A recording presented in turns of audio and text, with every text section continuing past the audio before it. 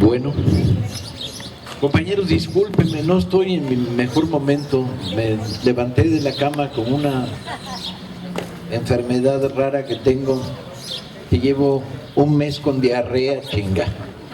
Parece que el efecto Peña Nieto me está causando estragos en el pinche estómago, man. Y me diagnosticaron, perdón que les cuente todas estas cosas, pero hablamos claro, ¿no? De cara a cara, no, este no es un partido de burócratas ni de funcionarios, este es un partido de compañeros iguales todos. Y cuando los miro, me miro, ¿no? Y cuando me miran, nos miramos. Entonces, pues, hago un prólogo raro. Y entonces me dieron un pinche medicamento para matar las amibas que me están matando a mí, chinga, ¿no?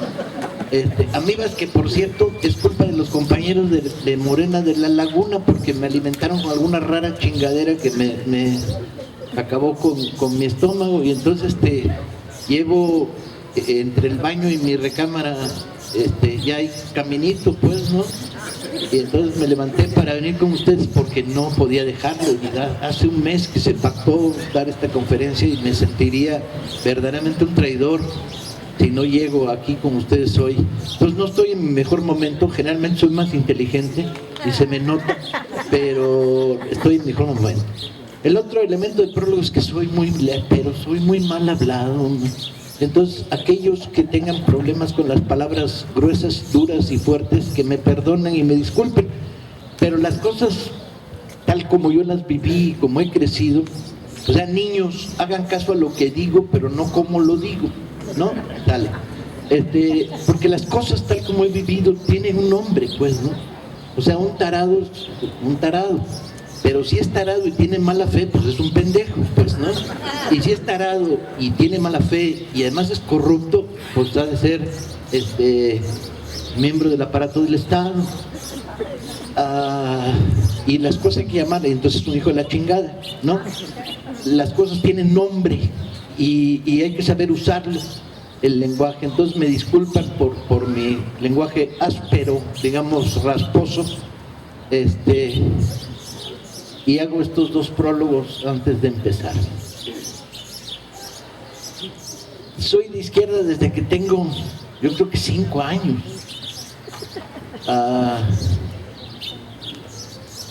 Por razones múltiples, ¿no? Familiares, vengo de una familia de luchadores sociales, padres, abuelos, de la que me siento extraordinariamente orgulloso. Mis abuelas y mis tías abuelas, del lado de mi madre, eran costureras de barrio, muy pobres, y todas ellas organizadas en sindicatos duros, rasposos. Mi abuelo murió durante la Guerra Civil en España, era capitán de un pequeño barco, pero toda su vida había sido prole, había sido marinero, contramaestre, apenas si sabía leer y escribir, y murió combatiendo la dictadura de Franco. Mi abuelo paterno era oficinista, dirigente de un sindicato de empleados de oficina, y era famoso en su época porque pidió la expulsión del presidente del sindicato porque se había robado unos lápices. Así de cabrón era mi abuelo, porque decían: los lápices son de todos, no se los puede llevar este güey. Y bueno, desmadre tal armó que si no lo paran, querían los huesos del presidente por robar lápices. Mi tío abuelo fue periodista, muy bueno, por cierto, de un periódico socialista. Crecí, pues, bajo la influencia de todos estos personajes. Crecí, sí, nomás no me quites que es en estos momentos mi sistema para mantenerme hidratado. Crecí bajo la influencia de todos estos personajes que entendían que vivíamos en una sociedad injusta y que era misión de uno pelear contra la injusticia. Mi tío abuelo, que era un hombre extraordinariamente sabio, alguna vez, cuando yo era muy joven, me dijo: si sabes qué pasa, tienes que actuar. No se puede uno quedar mirando. Y la verdad que pues era más cómodo desde el punto de vista de mi vida a dedicarme a escribir y a publicar libros, y me lo estaba pasando muy bien, hacía lo que quería, me gustaba.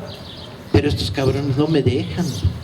O sea, son tan feos, tan roñosos, tan gangsteriles, tan criminales, tan corruptos, tan autoritarios y tan abusivos, que no nos dejan.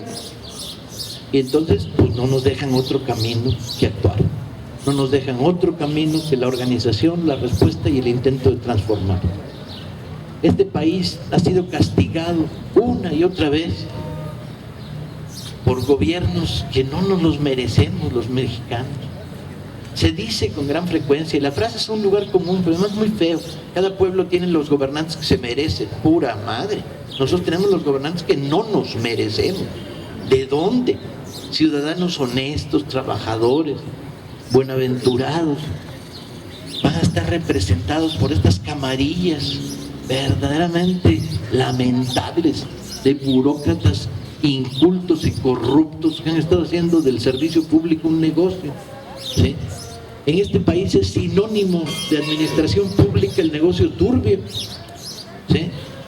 Recuerdo uno de los impactos más fuertes, estaba en primero de secundaria y un cuate tenía un tío que trabajaba, tenía un puesto de pinche en una secretaría de gobierno, ni siquiera de alto funcionario.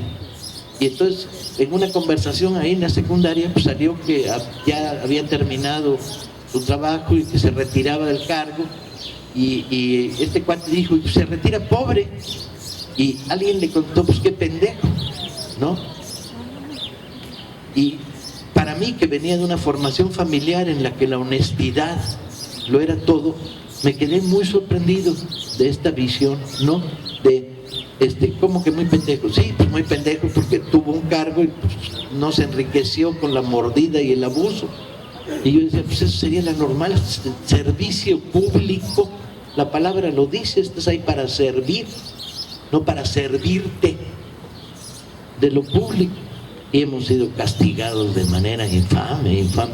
Le recomiendo, compañero, que está a punto de morir de insolación, que agarre su pinche silla, se ponga hasta acá adelante y se quite del solecito porque es muy peligroso. Vénganse para acá, hombre, acérquense, no muerdo, aunque aparento. Entonces lo público, las cosas simples, pues, las cosas simples. Hemos sido castigados durante años, ¿sí? Desde la independencia, en los primeros gobiernos de la República.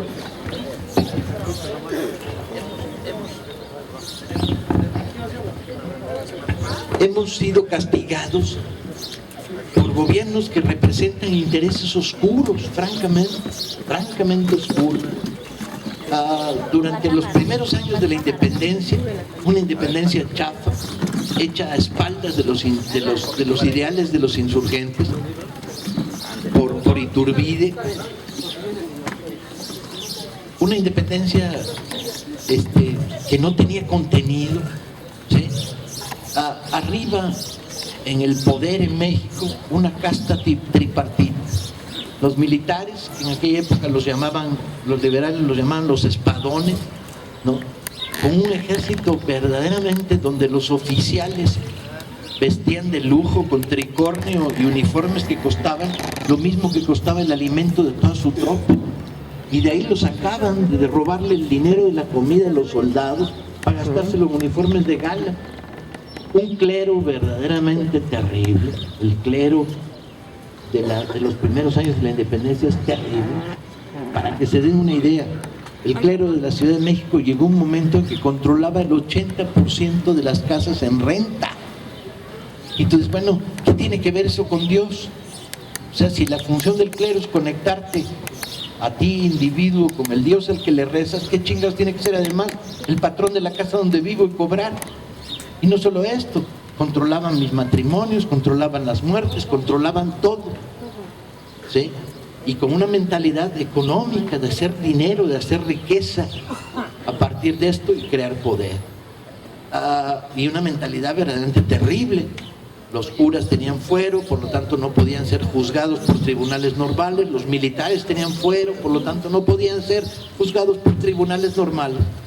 Pero además, el clero mantenía una actitud verdaderamente terrible, porque al controlar las formas civiles del reconocimiento de un ciudadano, ¿cómo te llamas? Acta de bautismo, no había acta de nacimiento. ¿Con quién te casaste?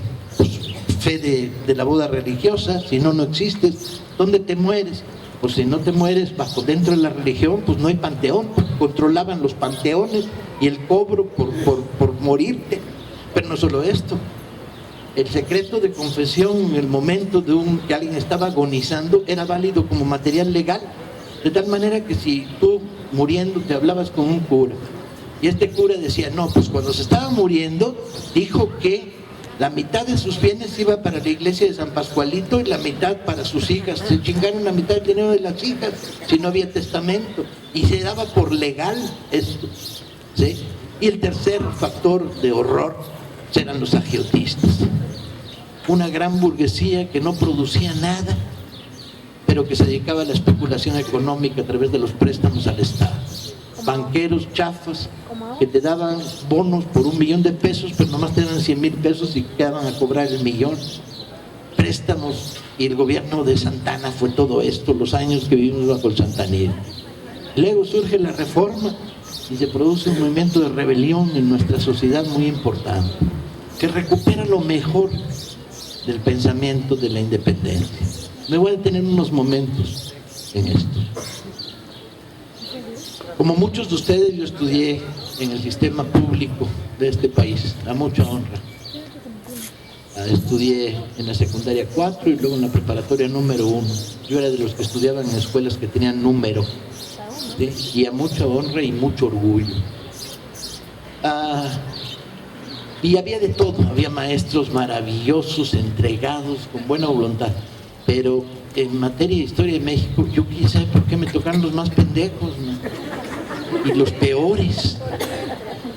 Y la enseñanza de historia de México que viví, pues era muy pobre. Era una mezcla de ceremonia pinche al rayo del sol, donde te sentabas a conmemorar quién sabe qué, nunca te enterabas porque siempre estabas botaneando con los de al lado, ahí te quedabas fumigado por el sol, alguien recitaba unos poemas pinchísimos, ¿no? No tenía ningún contenido, y se cantaba el himno nacional, eso sí lo cantamos con enjurnia, ¿no? Porque los mexicanos son encundiosos, ¿no? Un soldado en Cateico le subíamos el volumen a la frase. Y luego unos maestros que no les interesaba. En la prepa tenía uno particularmente marrano, que cobraba por sus apuntes y si no pasabas el año, ¿no? Y sus cursos de historia de México eran como mortales, ¿no? Era las cabañas de Morelos, a las 7 de la mañana, a esa hora dar clases es pecado, compañeros, ¿no? Todavía no ponen las banquetas, cuando menos los salones. Y las cabañas de Morelos, entonces Morelos estuvo en Cuautla, y dice, me vale madre, ¿no? Y nos íbamos cayendo dormidos de las sillas, cuacas, hasta que alguien inventó el sistema de con un palo de 2 metros te picaban por atrás para reanimarte, para que no fuera aquello desastre, pues, ¿no? Y yo odiaba la independencia, la verdad me valía, ¿sí? La odiaba profundamente, no me interesaba. Hidalgo era un cuate que se vestía como mi mamá cuando iba a las fiestas de disfraces, con un gabán esos con pelos y cortinaje. Además, ¿qué tenía que ver? Yo en aquella época era un rebelde social y yo decía, tiene que haber un cambio profundo. ¿Y esto pues qué? ¿El Hidalgo qué? Pinche independencia chafa. Y la revolución pues, tampoco me valía. Y fue una reacción después del movimiento 68 de mi generación, y la vivimos muchos, de decir, ¿y nuestro pasado? ¿De dónde venimos? O sea, en el 68 estaba claro la revolución cubana, la resistencia de los vietnamitas, el cine político italiano, pero ¿y México? O sea, el México del día a día, ese sí lo vivíamos. Ahorita recorrimos los barrios, las calles, las fábricas, los mercados, las vecindades, ¿sí? Pero ¿y el pasado? Nomás había una figura ahí a lo que los estudiantes de izquierda teníamos respeto. Por cierto, paisano suyo, Rubén Jaramillo. Rubén era una figura respetable, ¿no? Ese cuate sí traía boletos, ese cuate sí sabía. Y Demetrio Vallejo, el dirigente ferrocarrilero encarcelado todavía en el 68, que fue una de las banderas del movimiento. Pero ¿y el pasado? ¿Dónde está el pasado? Y eso reactivamente nos hizo mirar hacia atrás. En mi caso particular empecé de una manera muy extraña. Me tropecé con una maravillosa biografía de don Miguel Hidalgo y abriéndola, hojeándola, leo de repente, y el cura hablaba 7 lenguas. ¡Ah, chinga! 7 lenguas. Y me sorprendió. Pues, entonces me pongo a leer más y busco otros datos. Y descubro, bueno, que hablaba latín, claro, era cura, que hablaba castellano, español, claro, vivía en Nueva España, hablaba italiano, fluidamente, don Miguel. Porque de ahí sacaba toda la información directa sobre el Renacimiento y Leonardo da Vinci, las catedrales en Milán y el castillo de los Sforza. O sea, la cultura europea del Renacimiento le venía a través del italiano. Y hablaba francés, muy bien. También hablaba francés, que no solo lo leía, sino que lo traducía. Y entonces ya me sorprendió más y empiezo a averiguar más. Y resulta que era el traductor de Molière. Molière estaba prohibido por la Inquisición española y el cura lo había traducido. Él, la primera traducción de Molière en la América Española la hace Miguel Hidalgo. Y no solo eso, sino que hace la traducción para cuando está exilado en un pueblo perdido ahí de Guanajuato, representar una obra. Y no solo eso, sino que en la representación pues cada uno jaló su silla, las hacían en el patio de la iglesia, cada uno venía con su silla y dirigió la obra, era director de teatro, ¿sí? Y no solo eso, sino que se ligó a la primera actriz con la que luego tuvo 2 hijos. Yo dije, carajo, este padre de la patria empieza a interesarme, ¿no? Por lo menos no es la imagen bobalicona, ¿no?, que nos ofrecen las estatuas y los discursos, ¿no? Aquí hay un tipo de verdad. Pero hasta ahí llevo 4: castellano, latín, francés, inglés. 7. ¿Y cuáles son las otras 3 lenguas? Me pongo a averiguar y descubro que hablaba fluidamente otomí, purépecha y náhuatl. Ay, güey, 3 lenguas indígenas, no una. Sería normal que hablara una si en la zona de su curato era la lengua de los naturales, ¿no? 3. Y dices, aquí está la clave.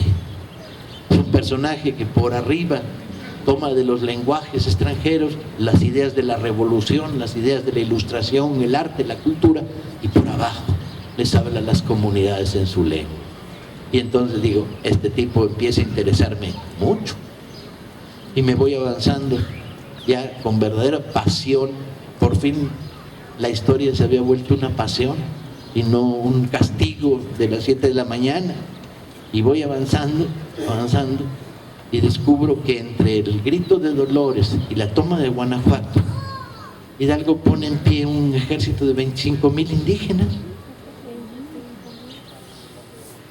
Piensen que estamos hablando de 1810, que este país tenía menos de 1/10 parte de la población que hoy tiene. O sea que el equivalente sería un ejército de 250,000. Vean la dimensión.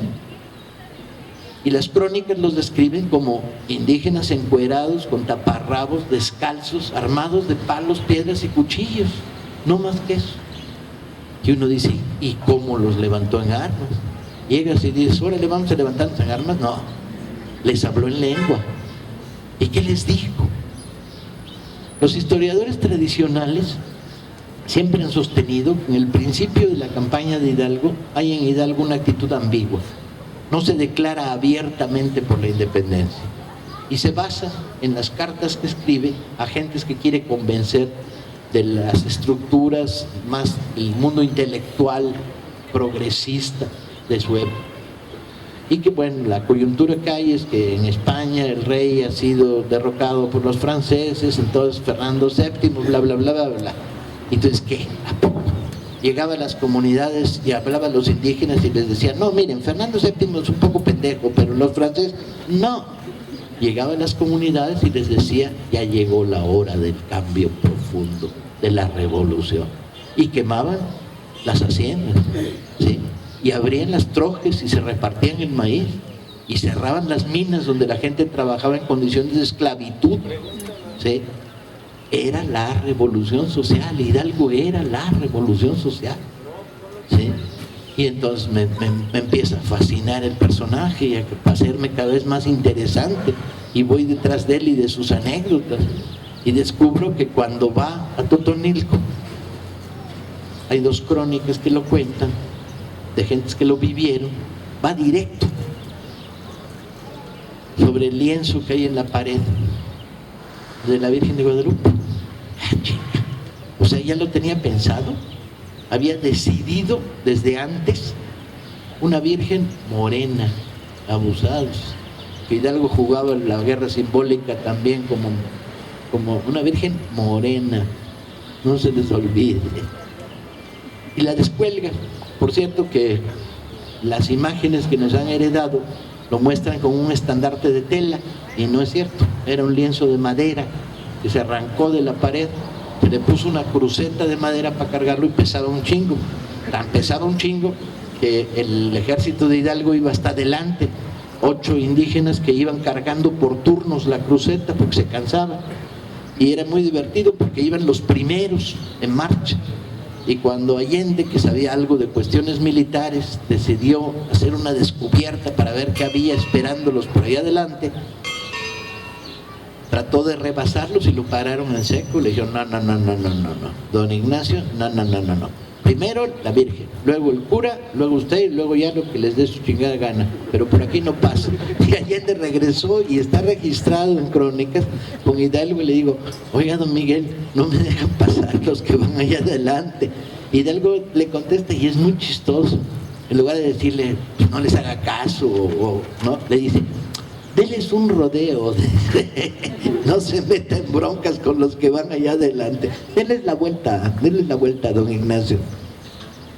Esto de la Virgen es bien chistoso, porque durante la independencia hay una guerra simbólica entre la Virgen de los insurgentes y la Virgen de los realistas.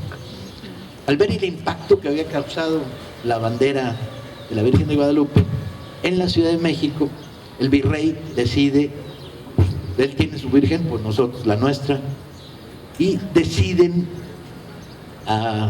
convertir en patrona del ejército realista a la Virgen de los Remedios, que dice que era muy santa porque impedía las inundaciones, pero pura madre, estaba en el santuario de Azcapotzalco y había una inundación cada 2 años, o sea que era una virgen que no valía, para eso no valía, pues, ¿no? Para otras cosas chance, pero para las inundaciones no valía. Total que la declaran, le ponen capote militar, hágame el cabrón favor, le hacen unas andarillas, ¿sí?, para cargarla, pero era la imagen del santuario de la Virgen de los Remedios todavía existe.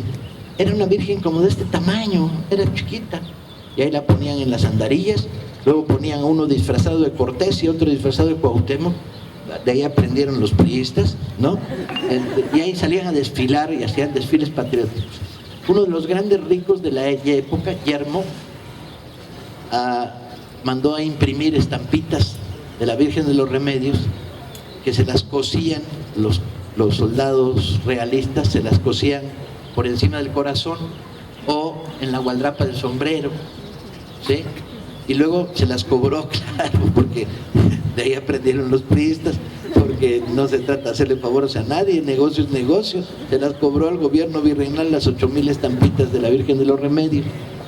Y entonces en aquella época los insurgentes, que eran igual de maloras que nosotros ahorita, sacaron una frase que hizo historia y se quedó en nuestro lenguaje, que es: cuando hablaban de que nosotros la Virgen de Guadalupe morena y ellos la Virgen güerita de los Remedios, decían, y además los realistas, los gachupines, tienen muy poca virgen, porque como era chiquita, la nuestra era grandota, pues estaba claro, ¿no? La frase se quedó y se convirtió en qué poca madre al paso de los años, ¿no? Y se quedó en el lenguaje nacional. Y entonces, bueno, uno empieza a explorar esta idea.